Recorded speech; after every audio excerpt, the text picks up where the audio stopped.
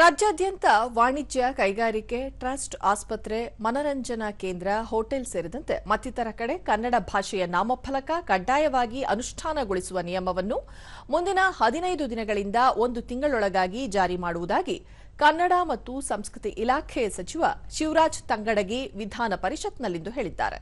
ಪ್ರಶ್ನೋತ್ತರ ಕಲಾಪದಲ್ಲಿ ಸದಸ್ಯೆ ಉಮಾಶ್ರೀ ಪ್ರಶ್ನೆಗೆ ಉತ್ತರಿಸಿದ ಸಚಿವರು, ಕನ್ನಡ ಕಡ್ಡಾಯ ನಾಮಫಲಕ ಅನುಷ್ಠಾನ ಸಂಬಂಧ ಕಾನೂನು ಮತ್ತು ಸಂಸದೀಯ ವ್ಯವಹಾರಗಳ ಇಲಾಖೆಗೆ ನಿಯಮಗಳನ್ನು ರೂಪಿಸಿ ಕಳುಹಿಸಿಕೊಡಲಾಗಿದೆ. ಅಲ್ಲಿಂದ ಬಂದ ನಂತರ ರಾಜ್ಯಾದ್ಯಂತ ಜಾರಿಗೆ ತರಲಾಗುವುದು ಎಂದು ತಿಳಿಸಿದರು. ಕನ್ನಡ ಕಡ್ಡಾಯ ನಾಮಫಲಕ ಅಭಿಯಾನ ಅನೇಕ ಜಿಲ್ಲೆಗಳಲ್ಲಿ ಯಶಸ್ವಿಯಾಗಿದೆ.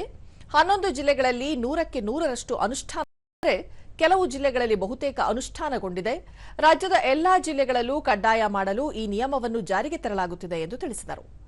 ರಾಜ್ಯದಲ್ಲಿ ಕನ್ನಡ ಕಡ್ಡಾಯಕ್ಕಾಗಿ ರಾಜ್ಯ ಮಟ್ಟದ ಸಮಿತಿ ರಚಿಸಲಾಗಿದೆ.